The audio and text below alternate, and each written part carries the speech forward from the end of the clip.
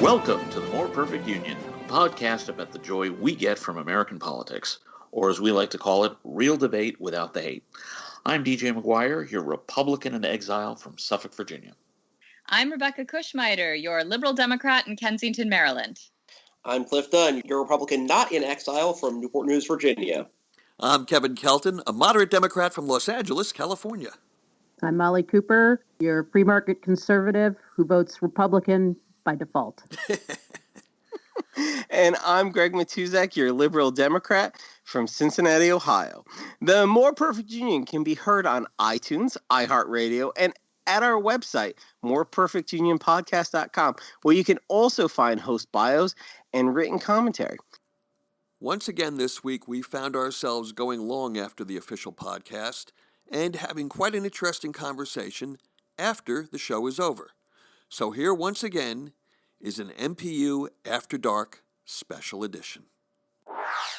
You know, the one thing we didn't talk about, and I didn't think to put it in, there are whispers up in the New York press that Chris Christie is going to get a job in the Trump administration. Yeah, doing what? I don't know, maybe making sure the meatloaf is at the right temperature. I know, I yeah. don't know. Did you guys hear the I have no meatloaf effing story? clue. Hey, at least they already have a Secretary of Transportation, so we can not worry about traffic jams from him. You know what, really, what job would he be up for, DJ? Salute, Cliff. Oh no, the National job Security itself was Advisor. the job itself was unnamed. Yeah, he may end up as National Security Advisor. Nobody else wants the What? job. You know, they can always make him president of the Declining. Fitness Council. Oh, come on now. Oh, boo. We're Oh, better than Yeah, that. I was going to say, you're better than that, Cliff.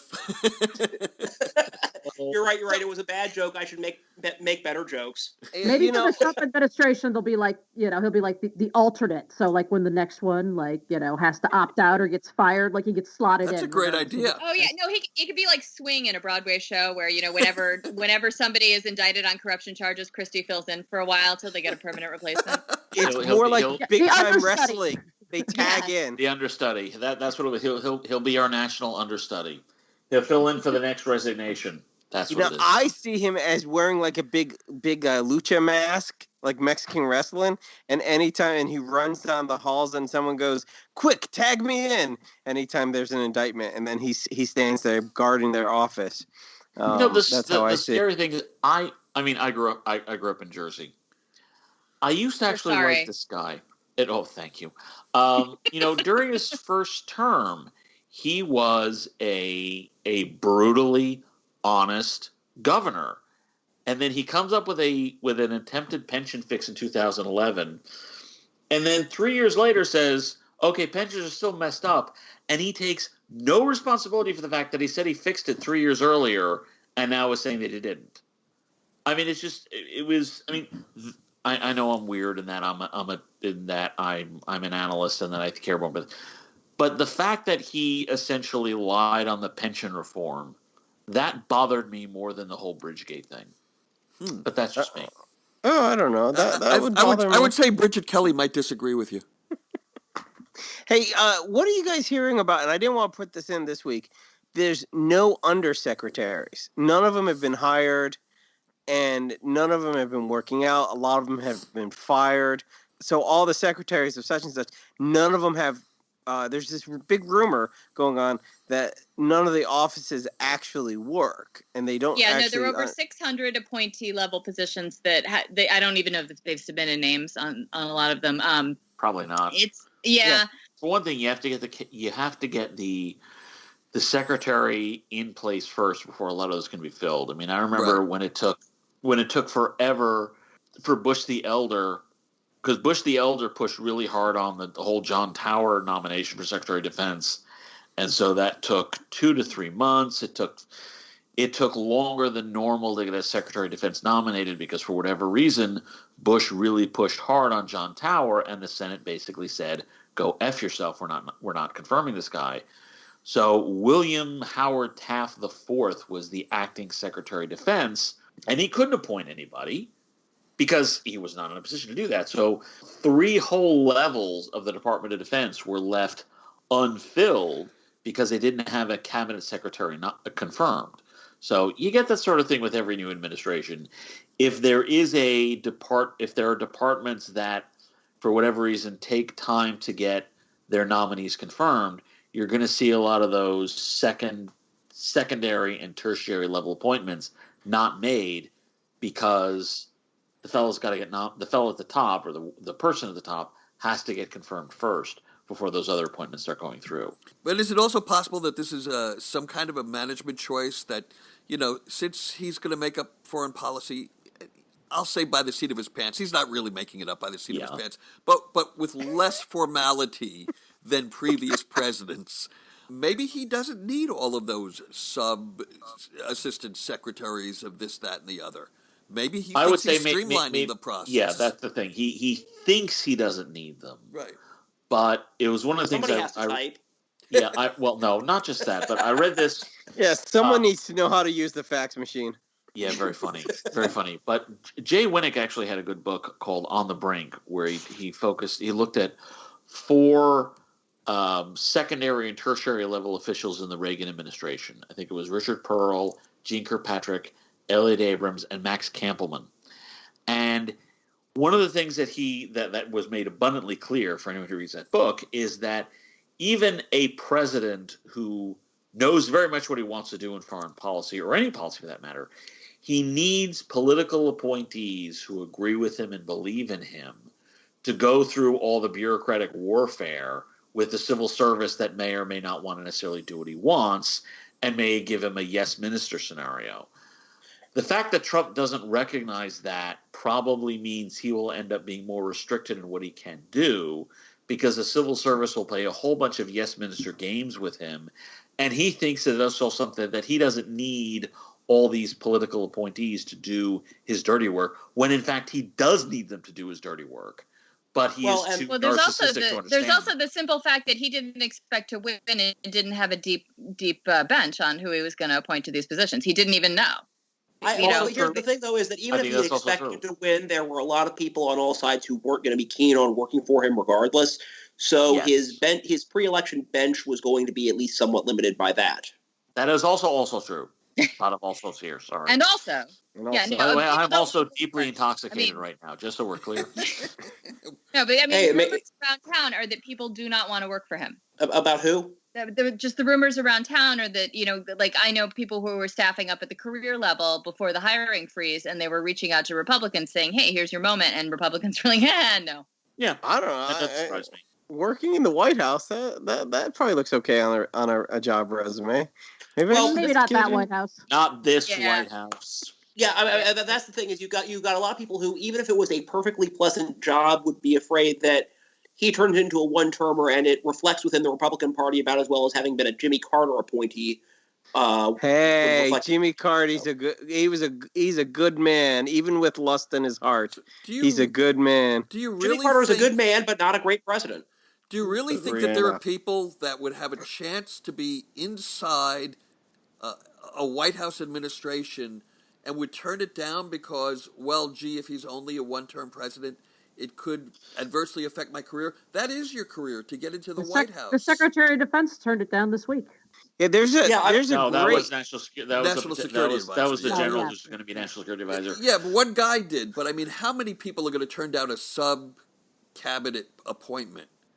Because that is your career, to get into the White House. What a few. There's a book. Do you guys know the book? What do I want to do with my life? It's a book that you usually read when you don't have a job. So I've read it several times. But it's short stories about people who had career changes midlife. And one of the stories is about a guy who worked at a Kinko's and quit and ended up working on the first Clinton campaign. And he ended up becoming a regional blah, blah, blah. And Clinton hired him to go work at the White House. He worked there 8 years and became like a muckety muck, right? That man's name is Al Gore. Yeah, exactly. No. Well, at the end of the 8 years, this guy was just doing right under policy work. I mean, he was doing some real heavy work, right? And he gets out and he goes, gosh, that was a lot of fun. I've worked with network. And so he goes and he does his resume and he starts working around and he goes to lobbyist groups and they're like, so what have you done? He goes, well, I did 8 years in the White House. And before that, I was a manager of a Kinko's. And they're like, oh, yeah, we're not hiring you. and he ended up going back to Kinko's. Wow. So it's a fascinating story. Did it ever occur to him to not say that he was at Kinko's? Yeah. His only experience was Kinko's, Clinton, Kinko's. And they're like, so have you done anything else besides work? And then he was like, not really. And so now he's the most overrated Kinko's manager ever. Did anybody here have an unusual career shift mid-career? I worked politics for like 4 or 5 years, and then I worked casting for 4 or 5. It's the same thing. I'm actually kind of going through one of those now because I was a cost estimator on DoD contracts for 17 years, and our firm lost the contract where I was working, but the firm chose to keep me. They chose to keep me on board, and I said, you know something, if you're going to keep me around, I'll do. I'll cross-train. I'll go through maybe the PMP certification, see if I can get that. I got PMP certification, and now I'm a project manager.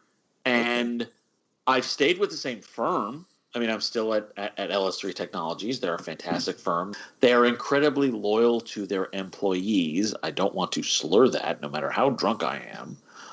However, what I am doing to earn my keep is now very different from what it has been for the previous 17 years. So even though I'm still with the same firm, I am, in fact, my job description is changing dramatically. And I actually catch myself because they say, well, what do you do? What do you do to earn a living? And for years I've said, well, I'm a cost estimator. Well, except I'm not a cost estimator now. Now I'm a project manager, and it has different priorities. It has different tools and techniques and various other things. And do you have different business cards? I have for whatever reason, I always tell people I run out of business cards, but the reality is I never actually go ahead and make them. Neither do I. That's probably a career mistake on my part, but yeah, it was just something where I am now, I've been in the workforce for 20 odd years, but I haven't been doing what I'm doing for more than 6 months, closer to 4 months actually, and it's kind of weird. I haven't the faintest idea what I do. No one knows. But let me ask you this: very unclear. Before you had kids, what did you do? I was the project manager on the federal lobbying team for the American Cancer Society. Before that, I was the operations manager for a theater association for theater educators. Before that, I was in grad school. Before that, I was a fundraiser for a arts presenting organization in San Diego County. Before that, I was a fundraiser for a theater in Washington, D.C. Before that, I was a performer for a children's theater in Richmond. And before that, she was a fetus. Where? Wait.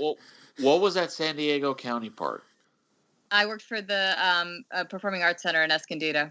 Okay, my uncle is a high-powered ambulance chaser in San Diego City. I never had use of his services. Yeah, obviously not. Molly, have you always been in academics?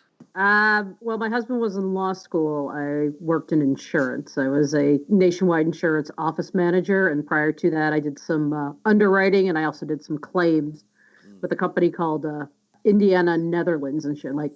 Indiana Insurance got bought out by the Netherlands group, so I worked for the Dutch for about 9 months. They're next on the list for an international incident made up by yes, the Dutch. Yes, we should pray for them too. Yeah, actually, the Dutch are having. I think the Dutch are actually having an election this spring. Yes, so we're going to make the Netherlands great again. Geert Wilders is out there essentially insisting that everything is going to hell in a handbasket.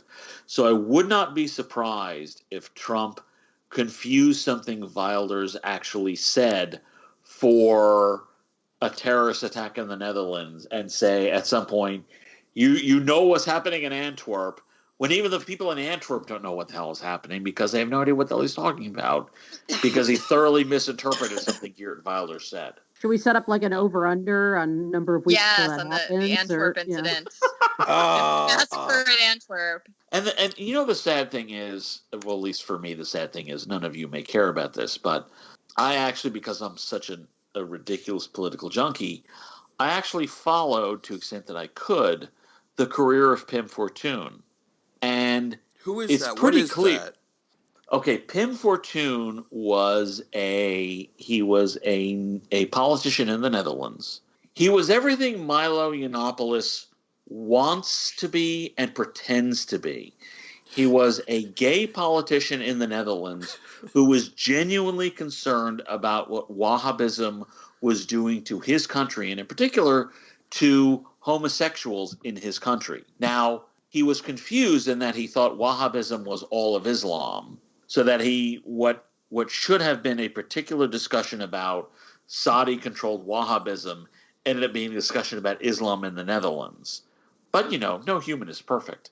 But he was, a left-wing activist actually shot and killed him and murdered him. So he was literally a martyr for this cause. And there are a whole bunch of people who essentially try to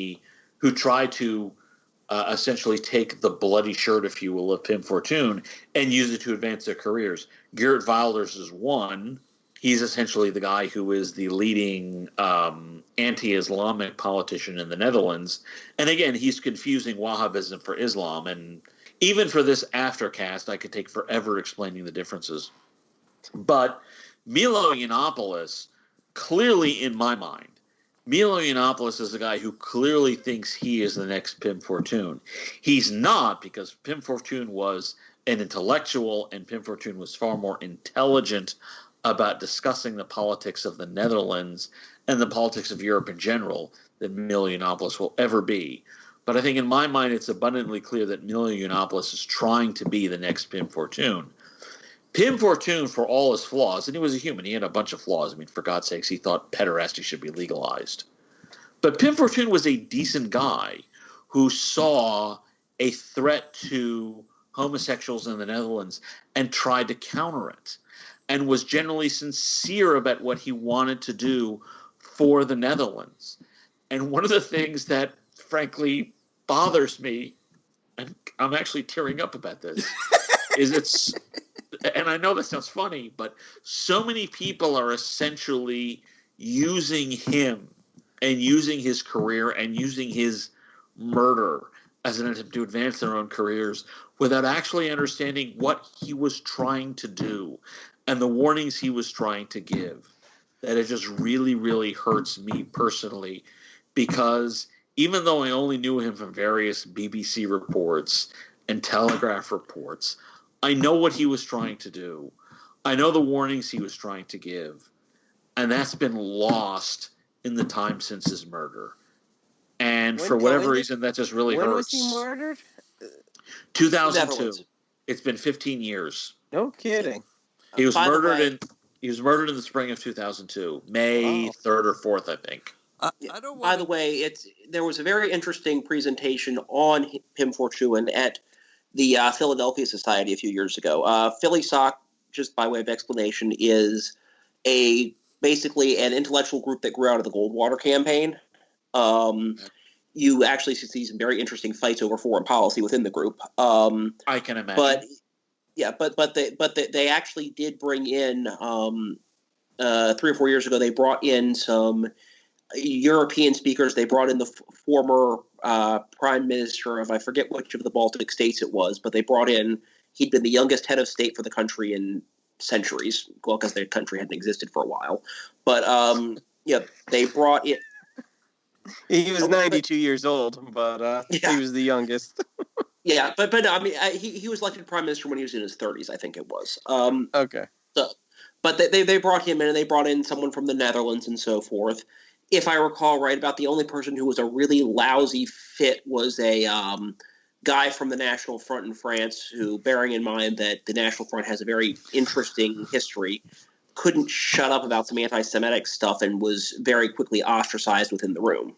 But other than that, there was very interesting discussion about where he was on the spectrum ideologically and so forth, and just discussing how there's almost a, I will say, Hitchensian criticism in there. Yes, I know where he meant, the mixing up Wahhabism and Islam as a whole is, frankly, it's an easy mistake for people to make, because Wahhabism and its ugly offshoots are the most visible versions of Islam in both the literal sense, in that they encourage,